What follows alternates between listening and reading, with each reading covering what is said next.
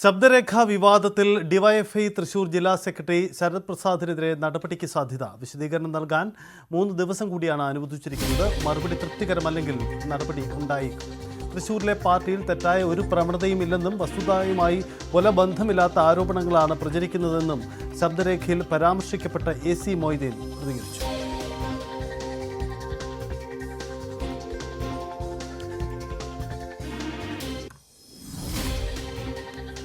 ശരത് പ്രസാദിൻ്റെ പ്രസ്താവനയെ സംബന്ധിച്ച് പാർട്ടിയുടെ ജില്ലാ സെക്രട്ടറി ഇന്നലെ വ്യക്തമാക്കിയിട്ടുണ്ട് നിങ്ങളോട്. അത്തരമൊരു കാര്യത്തിനെക്കുറിച്ച് എന്താണ് അങ്ങനെ ഉണ്ടാവാൻ കാരണം, തെറ്റായ ഇത്തരമൊരു കാര്യം ഇങ്ങനൊരു ശബ്ദരേഖയുടെ രൂപത്തിൽ വരാനിടയാക്കിയ സാഹചര്യങ്ങൾ എന്തൊക്കെയാണെന്ന് അദ്ദേഹത്തിനോട് വിശദീകരണം ചോദിക്കാൻ തീരുമാനിച്ചിട്ടുണ്ട്. പാർട്ടി ഓഫീസിൽ ചാക്കിൽ കെട്ടിവെച്ചു കൊണ്ടുപോയി എന്നല്ല ആക്ഷേപം. ആ ആക്ഷേപത്തെക്കുറിച്ചും അന്വേഷണം നടക്കട്ടെ. കേന്ദ്ര ഏജൻസികളല്ലേ അന്വേഷിക്കേണ്ടത്. എവിടെ നിന്നാണ്, ഹവാല പണമാണോ കള്ളപ്പണമാണോ എന്നുൾപ്പെടെയുള്ള കാര്യങ്ങൾ അവരന്വേഷിക്കട്ടെ. വീണ് കിട്ടിയ ഒരു വടിയെടുത്ത് പാർട്ടിയെ വേട്ടയാടാമെന്ന് വെച്ചാൽ പാർട്ടി അനുഭാവികളെ തെറ്റിദ്ധരിപ്പിക്കാൻ കഴിയില്ല. തൃശ്ശൂരിലെ പാർട്ടിക്ക് തെറ്റായ ഒരു പ്രവണതയും വെച്ചു കൊടുക്കുന്ന നിലപാടില്ല. അതേസമയം വിഷയം CPM-നെതിരെ രാഷ്ട്രീയ ആയുധമാക്കുകയാണ് കോൺഗ്രസ്. ശക്തമായ ആരോപണമാണ്. കള്ളപ്പണക്കാരെ സംരക്ഷിക്കുന്ന നിലപാടാണ് CPM സ്വീകരിക്കുന്നതെന്നടക്കമുള്ള ആക്ഷേപമാണ് കോൺഗ്രസ് നേതാക്കൾ ഉന്നയിക്കുന്നത്. എല്ലാ വൃത്തികെട്ട ഇടപാടുകളിലും കളങ്കിതമായ ഇടപാടുകളിലും CPM നേതാക്കൾക്ക് പങ്കുണ്ട് എന്നതിൻ്റെ വ്യക്തമായ തെളിവാണ് പുറത്തു വന്നിരിക്കുന്നത്. ഇവിടെ പോയി ED അന്വേഷണം നടത്തിയിട്ട് കോംപ്രമൈസായി.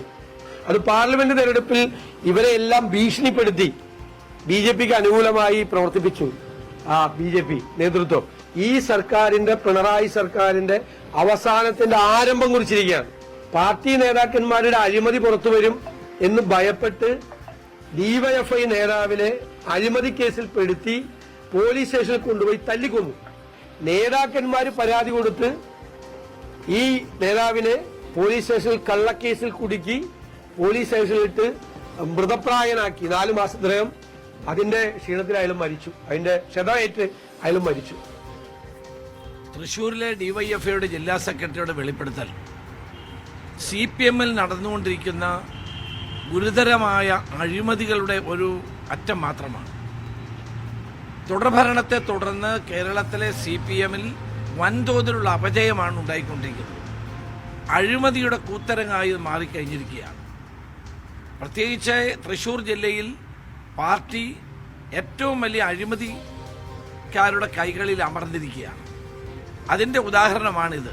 ഓരോ ജില്ലയിലെയും സ്ഥിതി ഇതാണ്.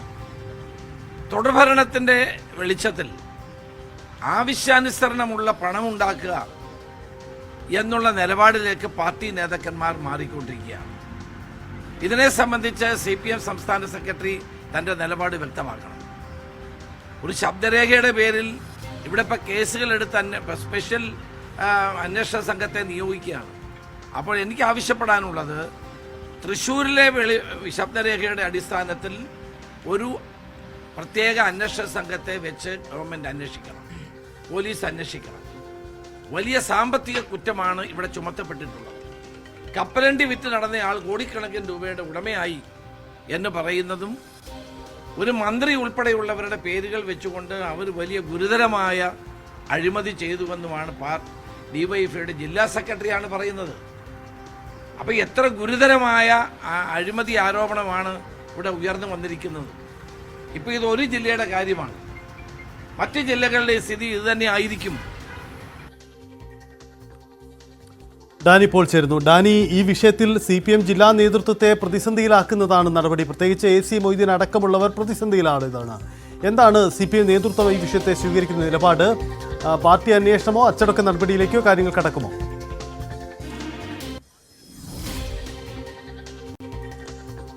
സജിത്ത്, നിലവിൽ ഇതിൽ ഒരു അന്വേഷണം എന്ന രീതിയിൽ തന്നെയാണ് പോകുന്നത്. ആ അന്വേഷണത്തിൻ്റെ ഒരു ആദ്യപടി എന്നതാണ് ഇപ്പോൾ ഈ ശരത് പ്രസാദിൽ നിന്ന് 3 ദിവസത്തിനകം ഇതിൽ എന്താണ് സംഭവിച്ചതെന്നത് സംബന്ധിച്ച് വിശദീകരണം ആവശ്യപ്പെട്ടിരിക്കുന്നത്. ഇതിൽ കൃത്യമായ രീതിയിലുള്ള വിശദീകരണം ഇല്ലെങ്കിൽ ഇയാൾ അച്ചടക്ക നടപടി അടക്കമുള്ള കാര്യങ്ങൾക്ക് സ്വാഭാവികമായും തന്നെ നീങ്ങിയേക്കാം. അതിനെ തുടർന്ന് ഇനി ഈ പറയുന്ന കാര്യങ്ങളിൽ അതിൻ്റെ ഒരു വിശദീകരണം എന്നതിനെ അടിസ്ഥാനപ്പെടുത്തി തന്നെയായിരിക്കും മുന്നോട്ട് പോക്ക്. കൂടുതൽ ഈ കാര്യങ്ങളിൽ പാർട്ടി എന്ത് നടപടി വിശദീകരിക്കുന്നു എന്നത് തന്നെയാണ് ഇതിൽ അറിയേണ്ടത്. ഏതായാലും ഇത് വലിയ രീതിയിലുള്ള ഒരു രാഷ്ട്രീയ ചർച്ചയായിട്ട് മാറിക്കഴിഞ്ഞു. ഏറ്റവും അടുത്ത മണിക്കൂറുകളിൽ തന്നെയാണ് കോൺഗ്രസിൻ്റെ UDFിൻ്റെ എല്ലാം നേതാക്കൾ ഇതുമായി ബന്ധപ്പെട്ടുകൊണ്ട് പ്രതികരിച്ചിരിക്കുന്നത്. പ്രത്യേകിച്ച് കരുവന്നൂർ ബാങ്ക് തട്ടിപ്പുമായി ബന്ധപ്പെട്ടുകൊണ്ടുള്ള വിഷയം നടക്കുന്നത് കൊണ്ട് തന്നെയാണ് ഈ ശബ്ദരേഖ വലിയ പ്രാധാന്യം കൈവരുന്നത്. ഇതിനെ ഒരുപാടൊന്നും തള്ളി പറയാൻ CPMന് കഴിയുകയുമില്ല. കാരണം പാർട്ടിയുമായി ബന്ധമുള്ള കാര്യങ്ങളെല്ലാം തന്നെയാണ് ഇതുമായി ബന്ധപ്പെട്ടുകൊണ്ട് വിശദീകരിക്കുന്നത്. അതിൽ ഏറ്റവും പ്രധാനമെന്ന് പറയുന്നത് ഉന്നതരായ നേതാക്കളെക്കുറിച്ചുള്ള പറച്ചിലുകൾ തന്നെയാണ്. അത് പറയുന്നതാകട്ടെ യുവജന വിഭാഗത്തിൻ്റെ ജില്ലാ നേതാവ് തന്നെയാണ് ഇതുമായി ബന്ധപ്പെട്ടുള്ള കാര്യങ്ങൾ വിശദീകരിക്കുന്നത്. അപ്പോൾ എങ്ങനെയാണ് ഈ വിഷയം നടപടികൾ എന്നത് സംബന്ധിച്ച ജില്ലാ നേതൃത്വത്തിൽ അല്ലെങ്കിൽ സംസ്ഥാന തലത്തിൽ തന്നെ ഇത് ചർച്ച നടക്കുന്നുണ്ട്. കാരണം ഇത് ഏത് രീതിയിലും കൈകൊള്ളാതെ മുന്നോട്ട് പോകാൻ കഴിയുമെന്നതാണ് CPM ആലോചിക്കുന്നത്. വലിയ രാഷ്ട്രീയ ചർച്ചയാക്കി ഇത് മാറ്റുന്നതിന് മുൻപ് തന്നെ അടുത്ത നടപടി എന്തെന്നതാണ് ആലോചിക്കുന്നത്. അതുകൊണ്ട് തന്നെയാണ് 3 ദിവസത്തിനകം വിശദീകരണം നൽകാനായിട്ട് ആവശ്യപ്പെട്ടിരിക്കുന്നത്. എന്നാൽ CPM ഇതിനെ പ്രതിരോധിക്കുന്നുണ്ട്. ഇത് ഈ പാർട്ടിക്ക് ദുർബലപ്പെടുത്താൻ വേണ്ടി നടത്തുന്ന ചിലരുടെ ശ്രമങ്ങൾ തന്നെയാണ്. ഇതിൽ യാതൊരു രീതിയിലുള്ള വാസ്തവമോ കാര്യങ്ങളോ ഒന്നും തന്നെ ഇല്ല എന്നെല്ലാം തന്നെ പാടുപെട്ട് വിശദീകരിക്കുമ്പോൾ പോലും ഈ ഒരു സമയം വരെയും CPM ഈ വിഷയത്തിൽ പ്രതിരോധത്തിൽ തന്നെയാണ്. സജിത, CPM ഈ വിഷയത്തിൽ പ്രതിരോധത്തിലാണ്. പ്രത്യേകിച്ച് കോൺഗ്രസിനെതിരെ വലിയ ആക്ഷേപങ്ങൾ ഉയരുന്ന കാര്യത്തിലാണ് CPMനെ വീണ്ടും പ്രതിക്കൂട്ടിലാക്കുന്ന ഒരു പ്രസ്താവന കൂടി വരുന്നത്. അത് പാർട്ടി അണികളിൽ നിന്ന് തന്നെ, പാർട്ടി നേതാവിൽ നിന്ന് തന്നെ ഉണ്ടാകുമ്പോൾ അതുണ്ടാക്കുന്ന പ്രതിസന്ധിയും ചെറുതല്ല.